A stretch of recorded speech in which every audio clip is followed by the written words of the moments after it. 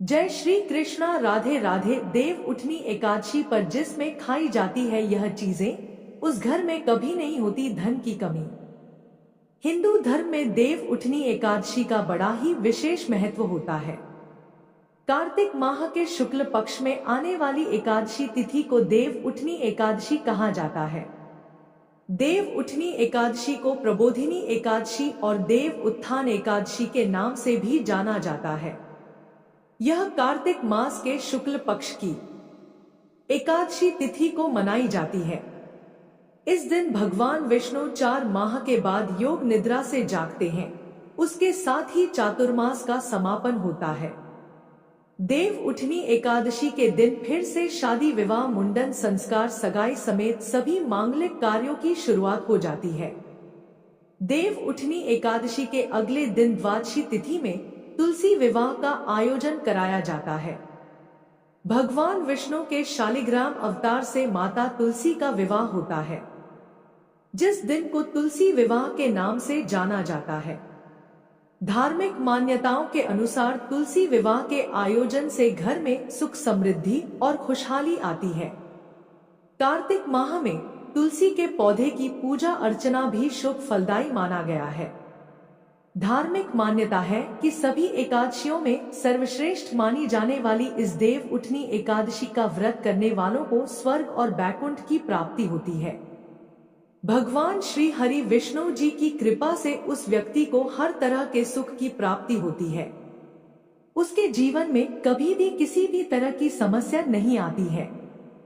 हालांकि आपको देव उठनी एकादशी के दिन कुछ बातों का ध्यान रखना भी बेहद जरूरी होता है। शास्त्रों में कुछ ऐसे नियमों का वर्णन किया गया है जिन नियमों का पालन हर व्यक्ति को देव उठनी एकादशी के दिन करना चाहिए।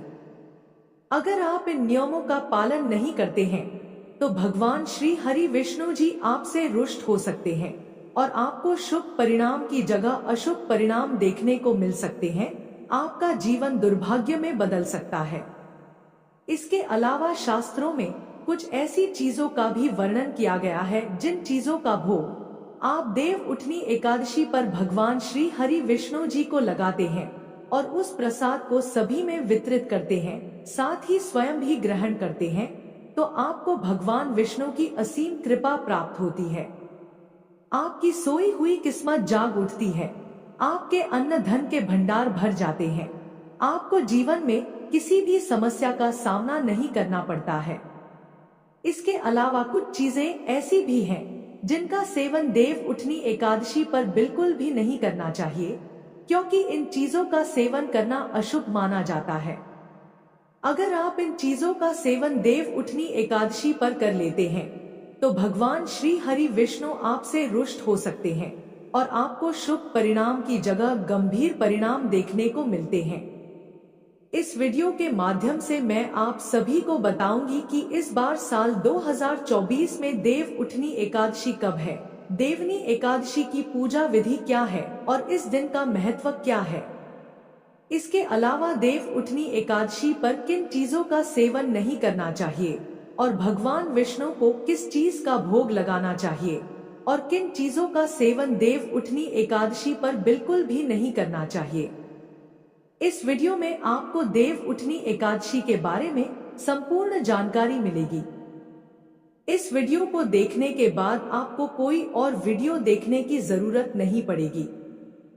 लेकिन इससे पहले अगर आप भी चाहते हैं कि जगत के पालनहार भगवान श्री हरि विष्णु जी का आशीर्वाद आप पर और आपके परिवार पर सदैव बना रहे, तो इस वीडियो को लाइक करें और चैनल को सब्सक्राइब कर लें और कमेंट बॉक्स में सच्चे दिल से जय श्री हरि विष्णु लिखकर अपनी हाजिरी जरूर लगाएं।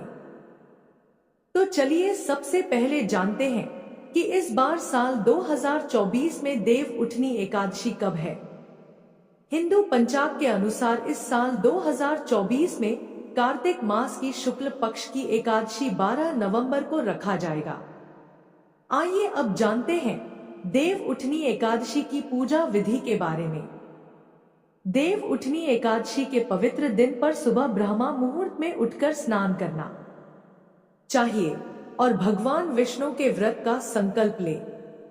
उसके बाद मंदिर की साफ सफाई करें और भगवान विष्णु तथा धन की देवी माता लक्ष्मी का स्मरण करें।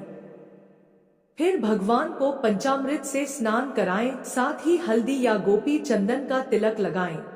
उसके बाद भगवान विष्णु को पीले फूलों की माला, मिठाई, फल और तुलसी के पत्ते चढ़ाएं। भगवान विष्णु के ओम नमो भगवते वासुदेवाय या कोई अन्य मंत्र का जाप करें तथा विष्णु सहस्त्रनाम का पाठ करें और आरती गाएं। पूरे दिन व्रत का पालन करने के बाद रात में भगवान का भजन कीर्तन करते हुए जागरण करें। उसके बाद सुबह पूजा पाठ के बाद व्रत पारण कर लें। तो यह थी देव उठनी एकादशी की पूजा विधि। चलिए अब जानते हैं देव उठनी एकादशी के महत्व के बारे में। देव उठनी एकादशी को सभी एकादशियों में सबसे श्रेष्ठ एकादशी माना जाता है। पौराणिक मान्यताओं के अनुसार जिस मनोरथ का फल त्रिलोक में ना मिल सके, वह देव उठनी एकादशी का व्रत करके प्राप्त किया जा सकता है। देवोत्थान अर्थात देव उठनी एकादशी से पूर्णिमा तक भगवान शालिग्राम एवं तुलसी माता का विवाह उत्सव का पर्व मनाया जाता है। देव उठनी एकादशी पर जगत के पालनहार भगवान श्री हरि विष्णु जी की विशेष पूजा करके उन्हें योग निद्रा से जगाया जाता है। खास बात यह कि इसी दिन से चातुर्मास भी समाप्त हो जाता है। मान्यता है कि कार्तिक मास में श्री हरि जल में निवास करते हैं। ऐसे में इस दौरान गंगा जल का पूजा में प्रयोग और उसका सेवन करना अत्यंत ही शुभ माना गया है। देव उठनी एकादशी के साथ सभी शुभ कार्यों की शुरुआत हो जाती है। इस दिन शालिग्राम के साथ माता तुलसी का विवाह होता है और इस दिन तुलसी पूजा का विशेष महत्व होता है। इस दिन तुलसी और शालिग्राम की पूजा करने से पितृ दोष का शमन होता है। इसके अलावा देव उठनी एकादशी व्रत करने से व्यक्ति की कुंडली में चंद्रमा की स्थिति मजबूत होती है। तो यह थी देव उठनी एकादशी के महत्व की जानकारी। आइए अब जानते हैं देव उठनी एकादशी पर किन चीजों का सेवन करने से और किन चीजों का भोग भगवान श्री हरि विष्णु जी को लगाने से सुख संपत्ति और धन ऐश्वर्य की प्राप्ति होती है। सिंघाड़े का भोग। सिंघाड़ा माता लक्ष्मी को बेहद प्रिय है, इसलिए देव उठनी एकादशी के दिन भगवान विष्णु को सिंघाड़े का भोग जरूर लगाएं। भोग लगाने के बाद उस प्रसाद को सभी में वितरित करें और स्वयं भी ग्रहण कर लें।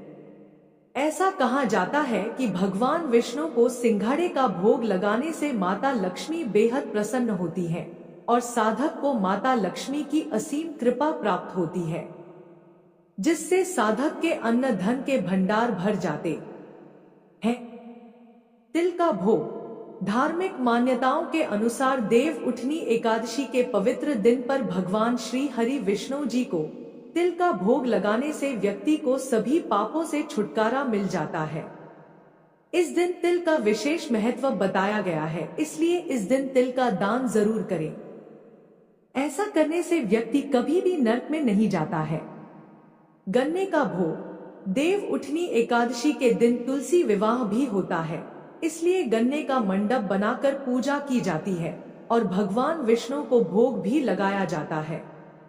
धार्मिक मान्यताओं के अनुसार ऐसा कहा जाता है कि भगवान विष्णु को गन्ना चढ़ाने से सुख शांति की प्राप्ति होती है, साथ ही जीवन में किसी भी प्रकार की समस्या का सामना नहीं करना पड़ता है।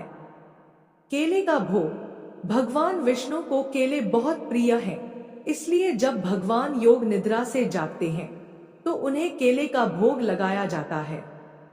इससे धन वृद्धि होती है और सभी समस्याओं से भी छुटकारा मिल सकता है। इसके अलावा आपको देव उठनी एकादशी पर केले के पौधे की पूजा अर्चना भी करनी चाहिए। ऐसा करने से साधक को भगवान श्री हरि विष्णु और माता लक्ष्मी जी की विशेष कृपा प्राप्त होती है और जीवन में कई तरह के शुभ फलों की भी प्राप्ति होती है। पंचामृत का भोग। धार्मिक मान्यताओं के अनुसार भगवान विष्णु की पूजा में पंचामृत होना बेहद जरूरी होता है। बिना पंचामृत के भगवान विष्णु को भोग नहीं लगाया जाता है, इसलिए देव उठनी एकादशी तिथि के दिन भगवान श्री हरि विष्णु को दूध, शहद, घी, शक्कर से बने पंचामृत का भोग अवश्य लगाएं। इससे सौभाग्य की प्राप्ति हो सकती है और साधक की सोई हुई किस्मत जाग उठती है। पंजीरी का भोग। देव उठनी एकादशी के दिन भगवान विष्णु को पंजीरी का भोग जरूर लगाएं। ऐसा कहा जाता है कि पंजीरी भगवान विष्णु जी को अति प्रिय है और इन चीजों का भोग लगाने से व्यक्ति को मनवांछित फलों की प्राप्ति हो सकती है और परिवार में खुशियों का आगमन होता है। पंजीरी का भोग लगाने से अशुभ ग्रहों के बुरे प्रभाव से छुटकारा भी मिलता है। गुड़ का भोग।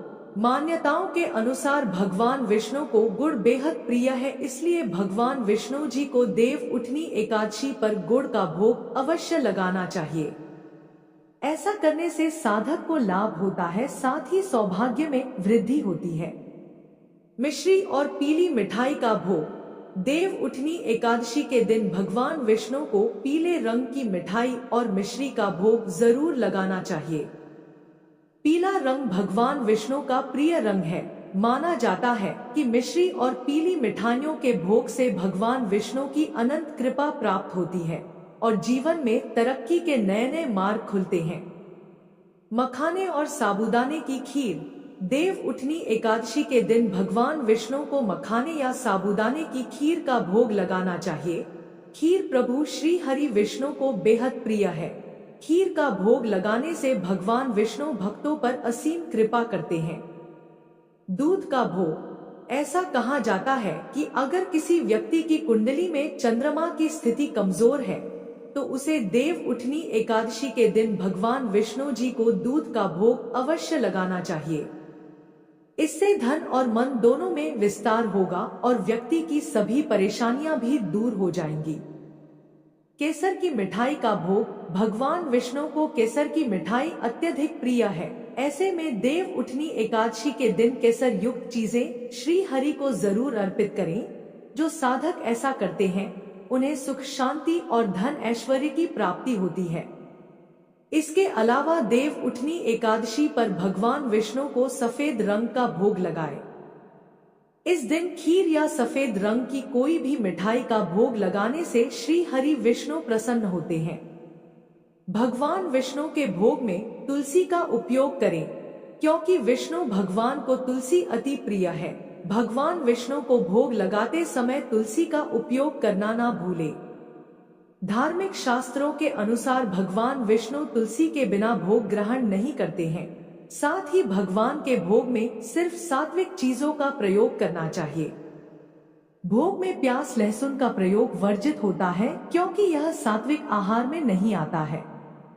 इसके अलावा भगवान विष्णु के भोग में तीखी चीजों के इस्तेमाल से बचना चाहिए और भगवान को भोग लगाने के बाद भोग को कुछ देर पूजा स्थल में ही रखें। भोग लगाने के बाद भगवान को प्रणाम कर थोड़ी देर के लिए वहां से हट जाना चाहिए। भगवान के भोग के साथ एक लोटा जल भी रखना चाहिए।